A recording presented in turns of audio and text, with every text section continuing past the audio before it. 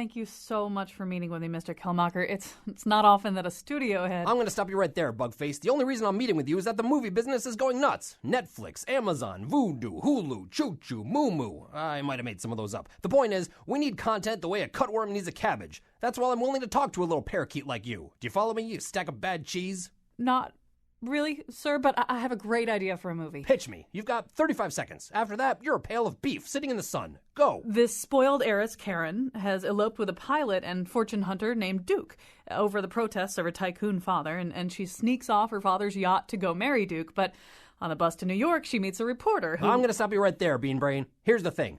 We make all our money in two places, the Chinese market and popcorn chemicals. I own a diacetyl plant. It causes lung disease and dementia. You think I'm not gnawed by guilt? I never really thought about it. Well, I do. Listen, Bonzo, if I'm going to put people in an early grave, I want box office mojo. In the Asian markets, they don't like ghosts or flashbacks. In fact, I'm not sure what they do like, but it ain't people named Karen and Duke. But she falls in love with the reporter, and they have adventures. Adventures? Now you're speaking my language, you tub of trombone spit. Let's tweak your story a little. Karen is queen of the planet of the Sleetwolves, but her homeworld is dying. She creates a portal, but her father had pledged her to the troll chieftain Clanghammer. But she meets, what did you say her reporter's name was? Peter. No. Sir Lothar Handpeople, the demon lord of Toadhassen. But my story is about real people, loving and laughing and learning what life is all about. And before you know, they'll be seeing ghosts and having flashbacks, and I'll be selling 0 tickets in Beijing. I'll be honest with you, Pork Belly, I have no idea what life is all about. But whatever it is, it has no place in a multiplex. How about if I agree to base all my characters on a mindless smartphone game? Now we're talking. Let's have lunch.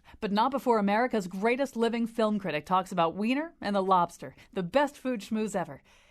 And now the director of Kickboxing, Pride and Prejudice, Colin McEnroe. It was all just to get Jean-Claude Van Damme that role as Mr. Collins, which he had begged me for. So we are going to talk about movies today with David Edelstein, America's greatest living film critic. He writes for New York Magazine and reviews movies for NPR's Fresh Air and CBS Sunday Morning.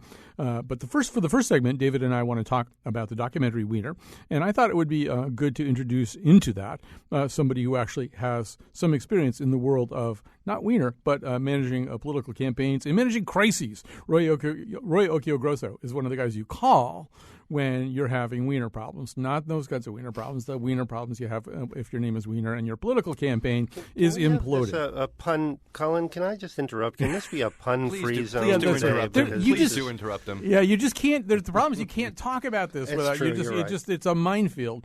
Anyway, so Roy's here. I made Roy go watch this movie. David and I have both watched this movie. David, I'm going to start with you. First of all, I just want to say I feel as though there aren't very many good movies about politics anymore, and certainly not very good scripted movies about politics. I thought this was the best political movie I had seen in I don't know how long. I think it might be better in certain ways than the than the War Room because it takes you to a place beyond where the War Room took you.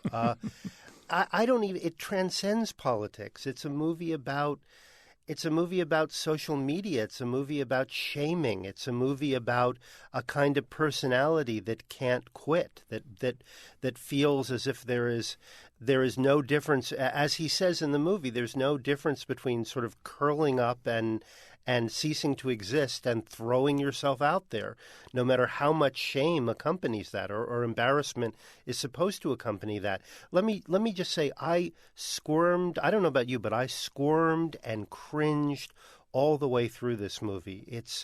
I felt it was doing something awful to me as I was watching it. I felt titillated, and I felt guilty for being titillated, and I felt better him than me. And in a peculiar way, I also thought, gee, I like this guy's politics in spite of everything. Do you know what I mean? I know what you mean. You can't have one single emotion when you watch this movie. Well, actually, let's hear a little audio from this, and then I want to get Roy into this conversation. Here's a little clip from Weiner. I just want to look at the questions and talk to you about how you want to answer those. So the answer to were people in the campaign other than Huma aware? No. And had there been multiple online exchanges with multiple people, or was it just this one? This was the last guy's template to put in his information. Can I just say multiple people, or is it just this one? I think you've got to. I mean, there was more than one, so I think think we've got to answer the question. Okay. The problem was We're that going down the university. series of interviews that I did when I got in the race were after this. And people asked me, is the number still the same? Exact address. No, there's no exact address. I think I said to 6 to Dominic, and then I cleaned it up in subsequent interviews because I knew that was a problem. The question is, Well, it's kind of hard to hear them. They're rumbling along in a town car, and one of his handlers is trying to talk to him about all the trouble that they're in. So, Roy Okigrosso, there's so many things to ask about and to talk about, but I don't know if you had the same reaction, but I was watching this film with one of your former, fellow political professionals whom you know very well, and who on a couple of occasions said, in a weird way, if you take all the sexting part out of it, he's really a great candidate. I mean, there's a scene where he walks into a room in City Island, which is a hostile place to him anyway. He's at the height of scandal number 2. Everybody there hates him. There's a campaign plant, it looks like, from another campaign there to challenge him, and he kind of turns the room around. I mean, what's weird about this guy, Anthony Weiner, is he has some serious skills. Very talented politician, no question about it. When I had some of the same emotions that David talked about a few minutes ago when I watched it. Mostly what I felt, though, was angry on behalf of the people on the campaign, working on campaigns. I have worked on more campaigns than I can remember. It's hard. You don't make a lot of money. The hours are really long. And when the candidate turns out to be a schmuck, it definitely does not help. And there was that one scene where the press secretary was almost in tears because she had been accosted by the press corps, and that this happened in New York City, of course, only elevates it. So I felt badly on behalf of the people on the campaign, and then, of course, without sounding patronizing or condescending, how can you not feel badly for his wife, who sits through all this and manages to keep composed and to keep a level head? I thought it was an extraordinary movie, a behind-the-scenes look in a way that you usually don't get.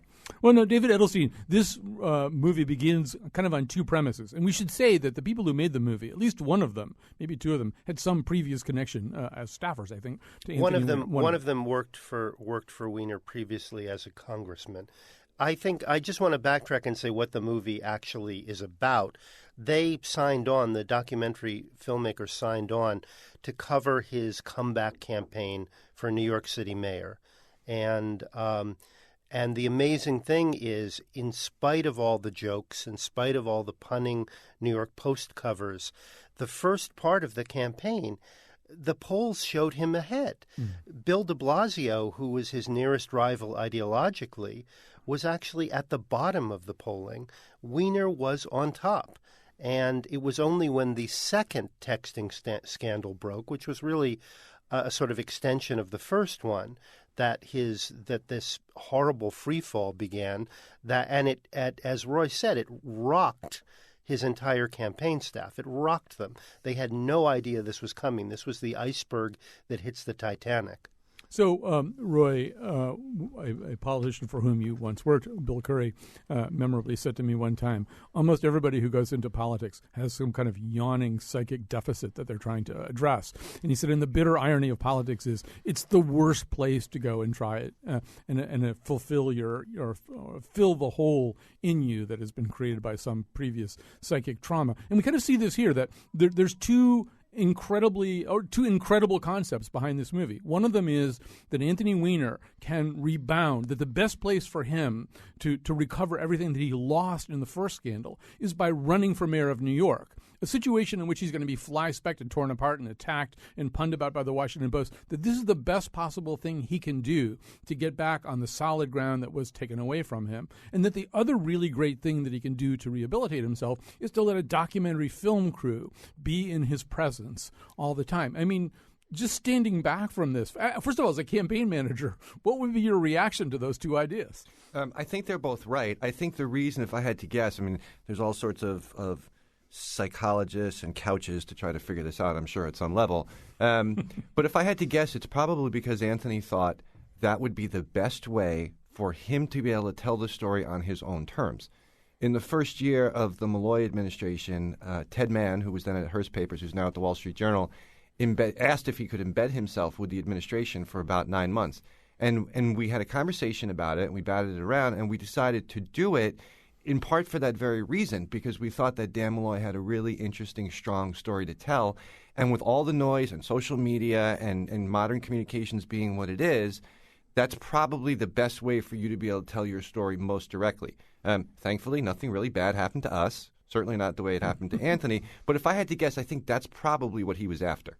David, it does seem, you alluded to this already, but I feel as though, Huma Abedin is almost as big a star of this movie as Anthony Weiner. And first of all, as so many people have already pointed out, she's so stunning that she's almost kind of a distraction. You can't look at anything else in any frame that she's in. But she's also a distraction in the sense that, after a while, the really peculiar mental mechanics of Anthony Weiner, you can sort of begin to understand kind of what makes him tick, what makes him run. She remains incredibly mysterious. She holds back so much from us, except with the occasional sad shake of her head or lowering of her eyes. He is a public man, and she is the opposite of a public person. And everybody will read into this why she has been adopted as a surrogate daughter quite explicitly by Hillary Clinton. From Clinton, maybe they had a like temperament, but she's also learned how to play her cards close to the vest. And the sad thing about Hillary, I'm sure Roy would speak more eloquently to this, but to me, the sad thing about Hillary Clinton as a candidate is that everyone says in private, who has spent any time with her, she's funny, she's profane, she's off the cuff, she's a hoot. That's not the sort of buttoned-up person that we see in public. I don't know what Huma Abedin would be like in public. We see her make a short speech to the crew of the campaign here, and she's extremely charismatic and extremely eloquent, and she has the ability, I think, to say really very little except for the usual cliches, but to seem extremely earnest doing it. Maybe she's better than Hillary Clinton in that regard. But yes, the weight of the movie, it shifts to her, but she's also an enigma. You have one guy who's saying too much and doing too much, and another person who is kind of locked up tight with her arms folded across her chest, kind of rolling her eyes a lot of the time. Occasionally the eyes get moist, but it's very hard to read her. I want to just quickly follow up on a couple of things that David, he made a couple of very interesting points. Number one, she does seem somewhat mysterious and private and quiet, and that's probably exactly why Hillary likes her and trusts her, because she is not a public person. To the point about the difference between the private Hillary Clinton and the public Hillary Clinton, I have been in her presence a few times in private settings, and she is all of those things that David said, and warm and funny. But she seems to suffer from the same problem that Al Gore suffered from for so many years, the inability to take who you really are, which is good, and to put that on public display in a way that you're comfortable, which to the point you made earlier about Anthony, which is exactly what Anthony was able to do and is able to do, which is what made him such a strong candidate.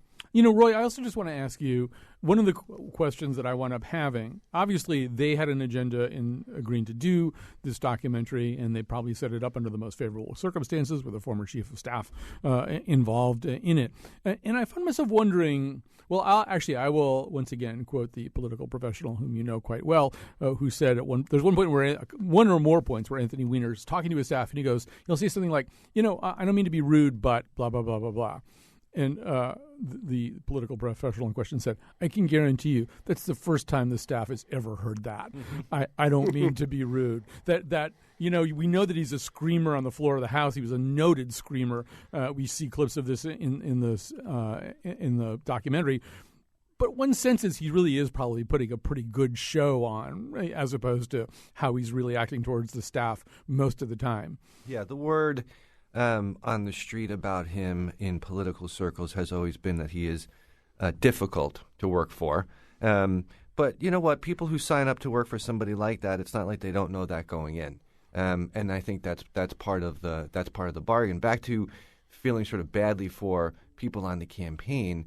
Campaigns are really hard. They're made harder when you get yelled at, and harder still when your personal life and personal problems explode online in the middle of a campaign. David, this is, given the title and the subject matter, really kind of less about the sexting of one's private parts than one might guess. This is about so many other things, as you've both said and written. And to me, having just come off the 7.5 or 8 hour 5-part OJ documentary and going right into this particular documentary, first of all, I thought, I'm just drinking from the fire hose of American narcissism here. And there is some commonality, this sense with Weiner that he's looking for something that life can never give him, right? The Bill Curry's right about the psychological deficit, that there's some water fountain that he's trying to drink at that will never quench his thirst. And that's why he's willing to put himself in these situations. He won't. What's interesting, though, is that one of the things in the movie, one of the motifs in the movie, are people asking him why. Why did you do this? Why? What's wrong with you, man? And that's the one thing he won't do. He won't kind of plumb his own psyche in public. So it's a question that sort of looms large. When is he going to break down? And, I mean, he admits many times he has done wrong.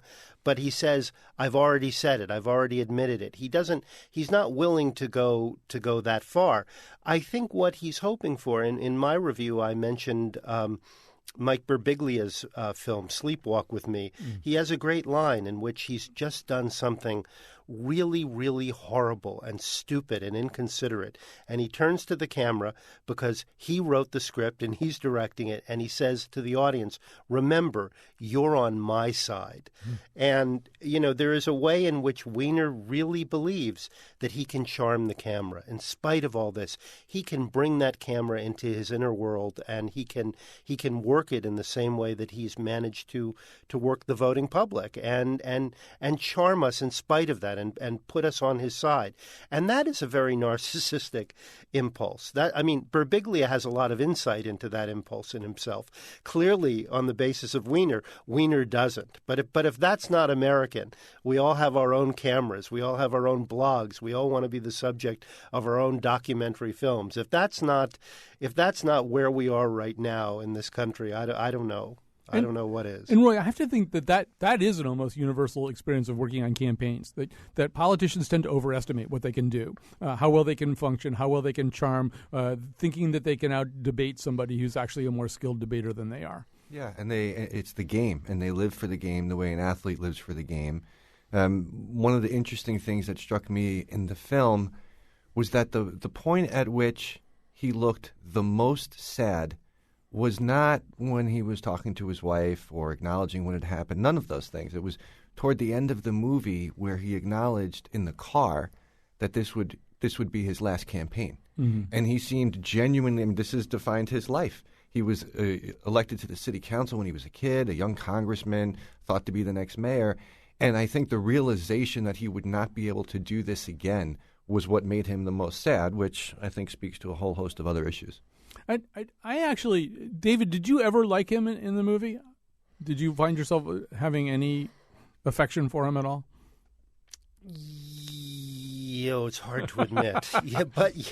Yes, I did, because when he talks about bullies, about all his life standing up to bullies. Now, he may himself be a bully in private with his campaign staff, but I do believe he was able to tap into that kind of primal anger that we all feel toward the landlord who takes advantage of us, or the sort of the network of corruption that has shut us out and has made our lives difficult. I'm not sure that he taps into that in all the political issues, but I really do feel as if it wasn't just, sometimes when you saw Bill Clinton, you didn't know what he stood for exactly. You just knew he was charming the heck out of you. This guy, I feel like he really did identify with the underdog, and was using that. So yeah, I liked that. I also thought he was I also looked at him as a comic character too. I mean, as a comic character, he had stature.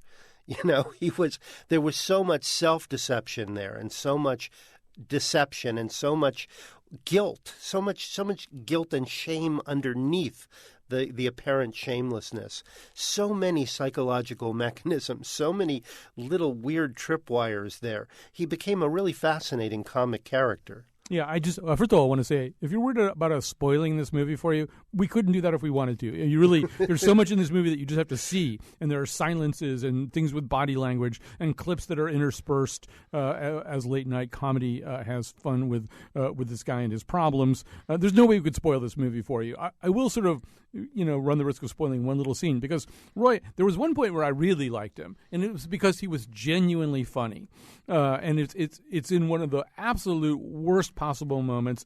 Everything has just gone to hell, and he's in the car with maybe an aide or something. His press secretary. Press secretary, but the filmmaker asked him a question. I think it's something like, "You don't really talk about your feelings," or "You really can't really talk about your feelings," or something like that. And Weiner, without really looking at him, goes, there must be some kind of fly that can talk, right? Some species of fly that speaks. Because I always thought a fly on the wall, the whole idea was that you really didn't make any noise. But I can hear this fly talking right now. And I just doubled over in my seat. The delivery's very funny. And I suddenly realized behind all of this stuff, as David's suggesting, there is a guy probably who can, he has no perspective on himself or the trouble that he's in. But there's some kind of little comic spirit in there somewhere. Yeah, and if you think about the way this guy grew up, a skinny kid with a big nose, his last name is Weiner. I mean, there's just a whole host of issues that he carries into adulthood. He's known to be somebody who is genuinely funny. He's obviously very talented, but like all of us, he has flaws. We're just much more on public display than most people's. And so, David, I mean, I also wonder whether, I don't know. I mean, if I were a politician, I would look at other people coming up to me with cameras with documentary ideas with great suspicion after this one. I mean, obviously, this is not going to happen again to somebody else. But it does seem like... I don't know about that. All right, go ahead. I don't know about that because, this is no longer a private culture. There is something... Weiner is in the news again. People are talking about him. People are going to this movie. We're devoting a significant amount of time to discussing the man. And it's no longer, and as Donald Trump has shown us, one scandal no longer is enough to, if you have the right kind of shamelessness and the right kind of arrogance, you can put your foot in it again and again and again and brazen your way out of it. I think that there might be many people who said, okay, well, Weiner couldn't do it because of the sexting thing. Nobody could. But I could charm the heck out of this camera. I could bring people into my inner world. I can play up to them. I can tell funny jokes. I can make fun of the interviewer. I can confess. I can do all these wonderful things. I can control the message, and I can make people like me as a person. Now, I'm not saying Hillary Clinton would do that. Hillary Clinton is the last person who I guess would want to do that, although maybe she should, if Roy is correct. But there are a lot of people growing up right now for whom there is no such thing as a private sphere. I think David is exactly right on that last point. I think if you think about what it takes for someone to run for mayor or governor or president, it takes somebody with an enormous amount of confidence that you're the person who is best able to do the single toughest job in politics and government. Again, governor, president, or mayor. And if you have that level of confidence, then to David's point, you probably think you can do anything. You can charm people. You can get them to vote for you. You can talk to the undecided voter. I mean, can you imagine what it would be like to have a camera inside a Trump campaign meeting as they are trying to talk him down from the ledge, any number of ledges, or review with him whatever asinine thing he happened to say that afternoon? I mean, I'd love that. That's one fly on the wall I would love to be. All right, we're gonna have to stop there. Although I do want to say, okay, so it's playing at the multiplexes right now if you can find it. But Weiner is about to go to Real Artways starting this Friday at 7:15 up here in the Hartford area. He takes Saturday night off for reasons I don't know, and then starts back up Sunday through Thursday, 7:15. That would be a great place to see this because when you walked out of the movie theater, there'd be other people with you who were interesting to talk to about it. And usually at Real Artways, even people who don't know one another, fall into conversations there out in the lobby. So go see Weiner there or somewhere else, or you can get it on demand. But I think Real Artways would be a fun place to go do this. Roy Occhiogrosso, Managing Director at Global Strategy Group, thank you for joining us today. Thank you. All right, we'll have you back for the next political film or a film of your choosing, or maybe a movie about the Jets or something. There you go. All right, so we're going to take a break. We'll come back. We've got 2 more segments with David Edelstein. In the public eye, and let's face it, Mr. Weiner. This is the toughest case I've yet to face. Don't worry, Carlos Danger is no more. He's out the door. So here's our plan. David Edelstein, America's greatest living film critic from Fresh Air, from CBS Sunday Morning, from New York Magazine. He's here with us in the studio in New York, actually. And so we're going to talk about one more particular movie. And then in the final segment, well, first of all, you could tweet us at WNPR Colin or call us and tell us what you want to talk about. I have some ideas. He has some ideas. But we'd love to hear from you, too, at WNPR Colin. Or you can call us, 860-275-7266. But David, right now, we're going to talk about The Lobster. I know you saw this a little while ago, as critics tend to do. You saw it before the rest of us started seeing it. I saw it last night. There was only one other person in the movie theater, and I was by myself. And it was kind of like The Lobster, which is very much a movie about loneliness and intimacy. Our producer, Jonathan McBance, said it's like the Hunger Games for lonely middle-aged people. The premise is hard to explain, but I will try. It takes place, I guess, in some abstracted dystopian future or something where, or maybe not, just in an abstract place where people who are recently parted from their loved ones have to go to this hotel. They have to pair up with somebody else. If they don't, within 45 days, they get turned into an animal. They can choose which animal they get turned into, and they can extend the time before that deadline by hunting other people who have chosen a life of total loneliness and aloneness. They are thus known as loners. So let's, before David and I plunge in, here's a little clip. I think this is John C. Reilly and Colin Farrell. Colin Farrell is pretty much the star of this movie, and Ben Whishaw or Whishaw. I don't know how to say it. I've seen him in everything, including The Crucible on Broadway. I don't know how to say his name. But anyway, the two of them are kind of familiarizing Colin Farrell with his new whereabouts. Have you thought about what animals you want to be if you don't make it? A lobster. I'm going to be a parrot if I don't make it. Why don't you become parrots too? And then we'll all be together. You're a complete idiot. Picking one of the few animals that can talk when you have a speech impediment. You'll lisp, even as an animal. As for you, they'll catch you and put you in a pot of boiling water until you die. And then they'll crack open your claws with a tool, like pliers, and they'll suck out what little flesh you have with their mouths. You're pathetic, both of you.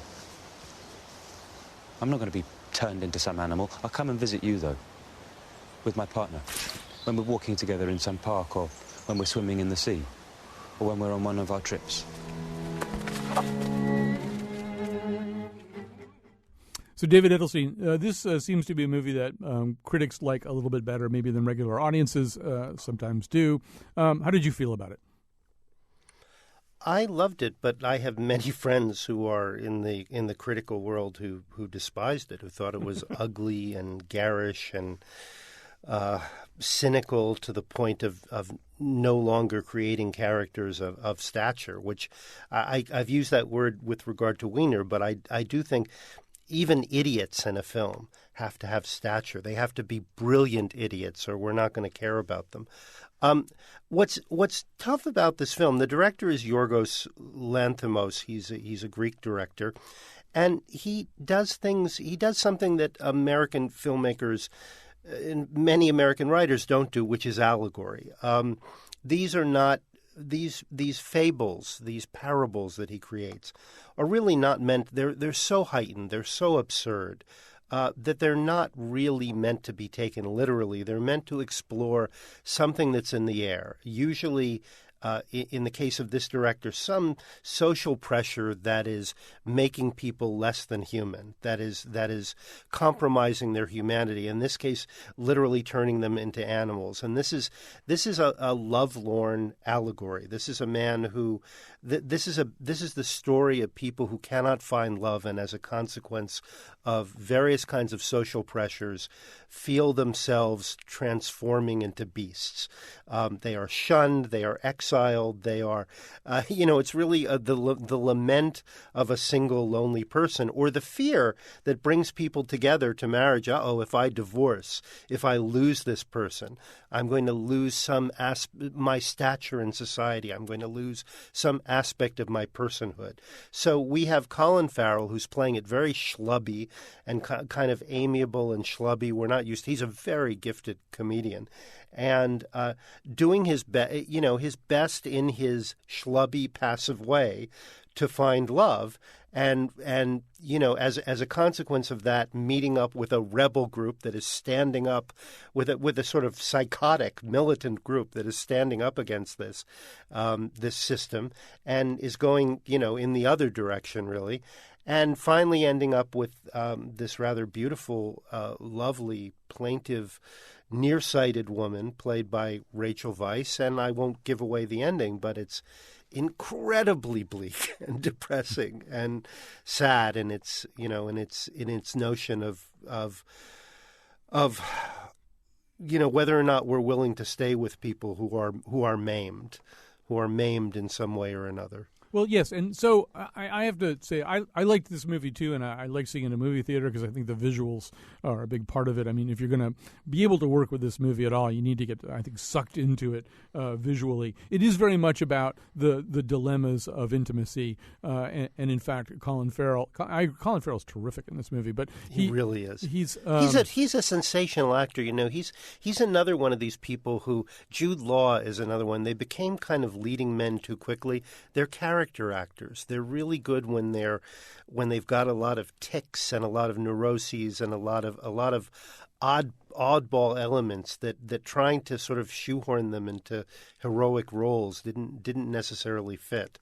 And yeah, actually, I thought it wasn't even Colin Farrell's fault that True Detective Part 2 wasn't any good. I thought he was even good in that. But I just want to say this movie, so it explores in a very bleak and unpromising way the notion of intimacy. And at one point, Colin Farrell has to pretend to love somebody that he doesn't love. At another point, he has to pretend to not love somebody that he does love. And there's this constant sense also that it's almost a George Costanza view of intimacy, that you can't be with somebody who isn't equally impaired to you. You have to feel as though the person has no particular advantage or disadvantage against you. And my only problem... Isn't that a great idea for a self-help book?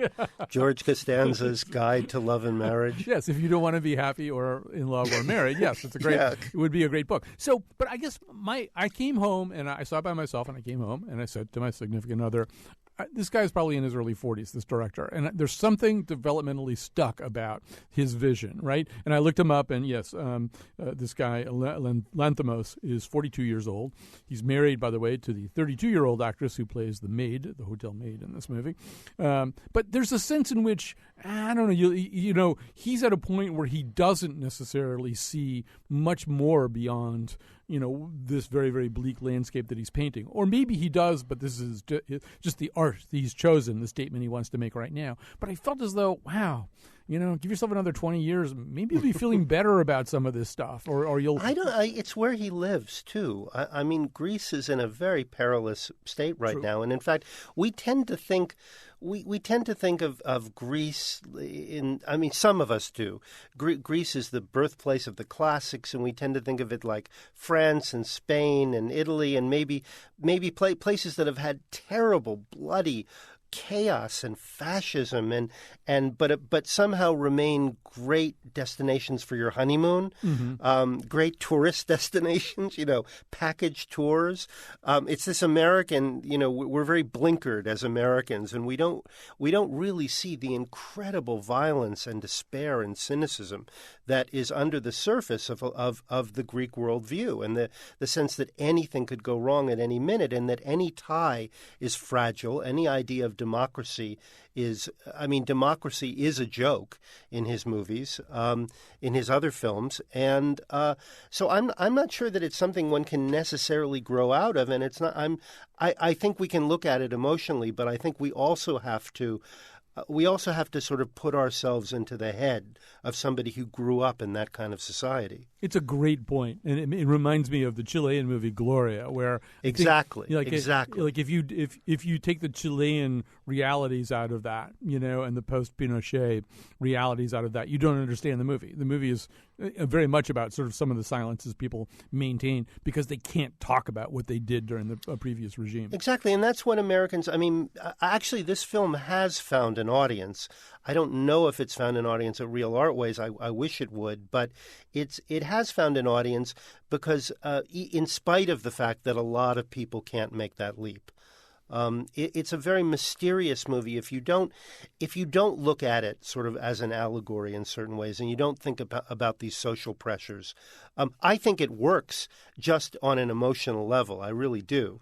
But I also think it enhances your perspective to think about it in terms of another culture. Right. And what might happen in this culture in a, I mean, I hate that word dystopian. We're no longer living in utopia. No one thinks about utopia anymore. It's only dystopia in our future. And it seems like every movie is a dystopia of one sort or another. But it is the absurd extreme of what can happen in a society when people are incapable of intimacy, and when they're getting together, when they feel this kind of enormous pressure to get together or lose their humanity. Yeah, to couple up or lose their humanity. The other work that lose their status. Well, the other work that it weirdly resembles is Sondheim's Into the Woods. I mean, particularly, they literally are trying to either get out of the woods or get through the woods, and it asks some of the same questions about intimacy. Hey, David, I wanted to do. You may have a little character actor shout out in there somewhere, or a performance shout out. This does have a lot of everybody's favorite actors right now, including Ben Whishaw and John C. Reilly and Rachel Weisz, as you said, Léa Seydoux. I wanted to shout out Olivia Colman. Olivia Colman, who plays the manager of the hotel, is a woman who I just had seen in The Night Manager, this terrific Le Carré adaptation, where she's kind of the moral center of the whole thing and the one sort of trustable person in British intelligence. And I'm now I'm so ready to see her in things, and so I was so happy when she popped up. Okay, I'm looking up the name of a film. All right, there is a film. If you want to see one of the great performances of the last, I would say, decade, it is a film called. Hang on, I'm looking on my IMDb here. I can't find it. How do you like this? Okay, it's with Peter Mullen. The great Irish actor Peter Mullen, and Tyrannosaur. It's called. Okay, Tyrannosaur is. Let me tell you why this movie was not a hit, okay? Let me tell you why this movie did not find an audience. I'm not spoiling anything. Here's the first scene. Peter Mullen is a raging alcoholic who gets tossed out of a bar, and he is screaming at the people in the bar. And his poor dog who is with him is yelping, seemingly trying to calm him down because the dog loves him so much. He gives the dog a swift kick. He kills his own dog in the first scene of this movie. Actually, he takes the dog home, and the dog is still alive, and he weeps over the dying dog, and the dog licks him. But then he buries his dog. So any movie in which somebody kills their own dog in the first scene, is not going to find an audience. But he ends up hiding out in a shop owned by Olivia Colman. And it is one of the great performances I think I've ever seen. It's a doomed love story, of course. He can't be saved. She, for reasons I won't reveal, is screwed up almost as much. Tyrannosaur was made in 2011. Peter Mullen, Olivia Colman. See it. All right. Dogs don't do that well in the Lobster either, or in Margin Call, right? Doesn't Margin Call begin with Kevin burying a dog? Burying a dog. Yes. All right. Yes. Yeah. House of Cards also, I think you get. So anyway, poor dogs. Anyway, we'll take a break. We'll come back. We'll have more of America's greatest living film critic, David Edelstein. And there they saw a rock. It wasn't a rock. It was a rock.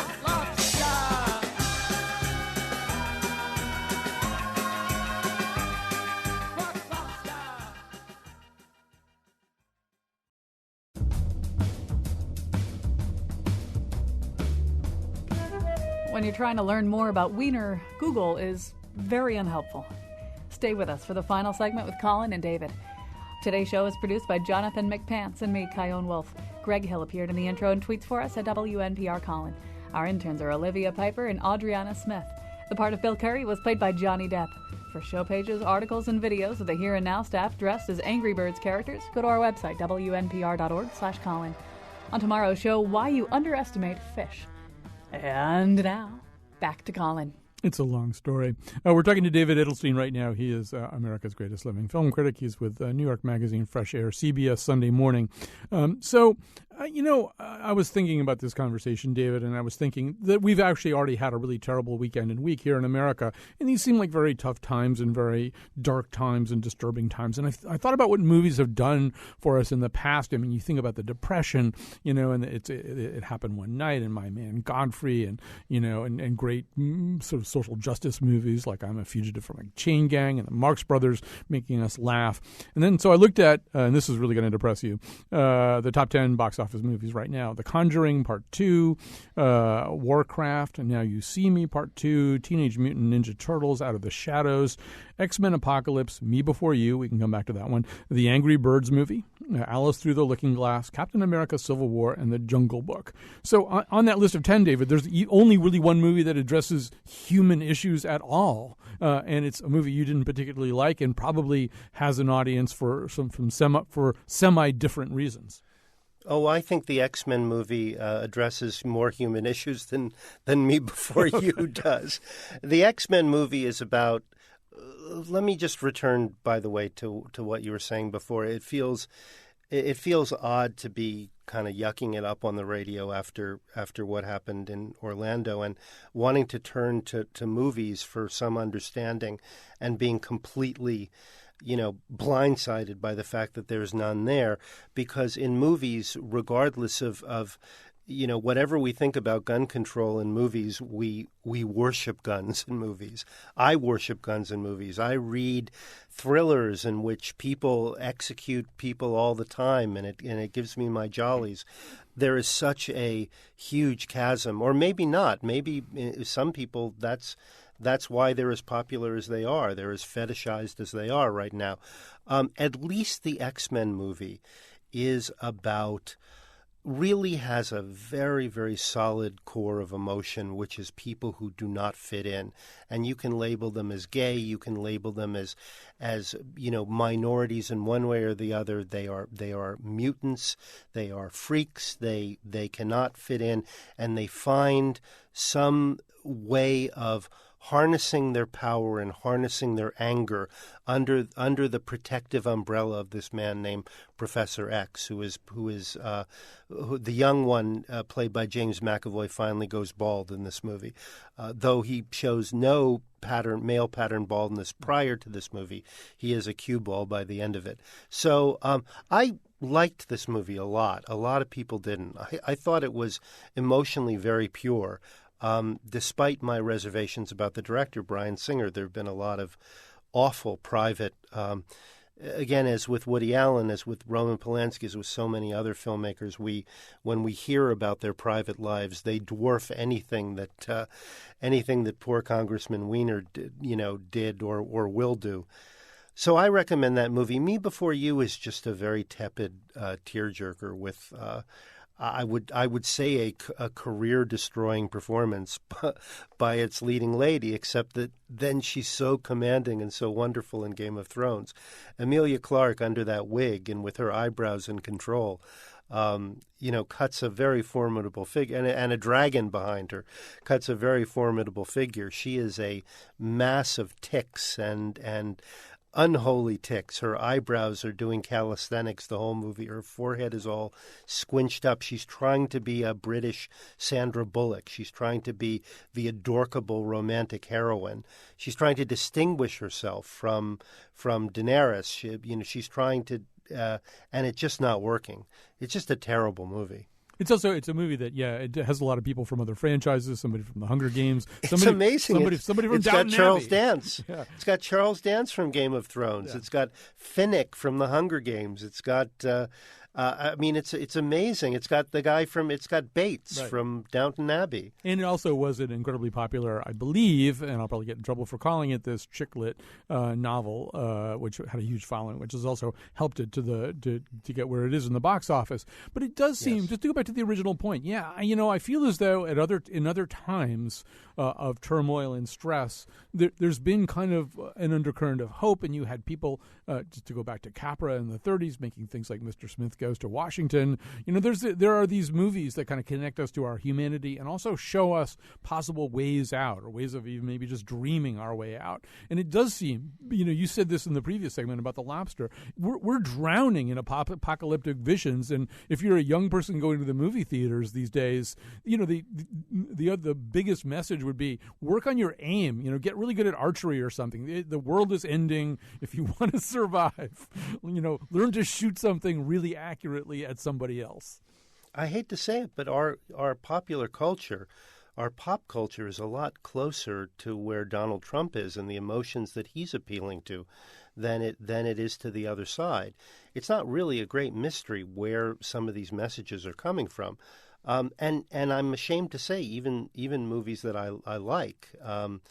I mean, this is the schism in many of our souls, really, between this sort of capital punishment loving, kill the alien, expel the alien, exorcise the alien in the case of The Conjuring, versus the sort of acceptance of our differences, and which I do believe that the X-Men films, in their very imperfect, cluttered, overblown way, touches on. Okay, so let's not make the same mistake as Hollywood. We'll have to send people out on a note of hope. We're almost out of time. But either among the things that are out right now, I was astonished to see David Edelstein give a basically positive review to a Greta Gerwig movie, Maggie's Plan. I don't think that's one. Yeah, that was a very, very mixed review, and she's quite bad in it. She's gotten really insufferable, Greta Gerwig. She's really bad in it. She's a massive tick. She's almost as bad as Emilia Clarke in that movie, and she doesn't have any Daenerys to balance it out. Okay, we'll throw that one out. You've got Love and Friendship. You've got Love and Friendship is a nice little movie. Yeah. Or if you want to mention something, I know you were talking about the Todd Solondz movie that's coming up. Well, boy, talk about bad things happening to dogs. People are going to send me death threats if they go see this movie. I've never been on Todd Solondz's wavelength, and I don't think anybody in the world, apart from Todd Solondz, is. But I am convinced that he has a worldview like no other. It's a mixture of, it's just the most cruelly dashed hopes and a kind of cynicism, a kind of nihilism, and yet I somehow feel this humanist urge in him, somehow to connect with something essential in these people. I love this movie, Weiner Dog, but again, oh my God, that poor dog. So maybe that wasn't the best one to send people. No, that wasn't the best one. It's hard. I mean, Love and Friendship is a very small movie, but it's gorgeous. It's perfectly conceived and executed. It's based on an unpublished in her lifetime book by Jane Austen, and epistolary novel that doesn't really work because I think she hates her main character too much. Whit Stillman, who has made it, does not hate her. He gives her a lot of comic stature, and the cast is pretty great. And it's a very small movie, but it's lovely, and it will certainly transport you to another world. What else is playing around there? I mean, I'm not going to send you to Warcraft or Teenage Mutant Ninja Turtles. I've done my best with the X-Men. The Jungle Book, you said that's still, I can't believe that's still hanging on. That's a lovely movie. Yeah. I mean, it's not Kipling, but it's a lovely movie. I just saw Finding Dory, which opens on Friday. It's not Finding Nemo, to say the least. There's no reason that it was made other than they want to make a sequel centering on a natural sidekick, Dory.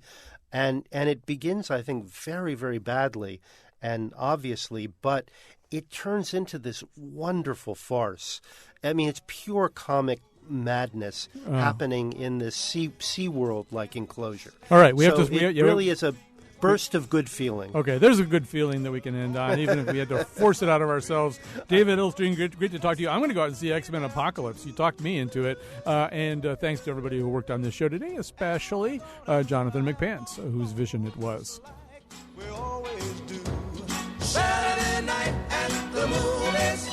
Who cares what picture you see? Okay, some more ideas. Lizard of Oz. No. Bill Nye Little Ponies.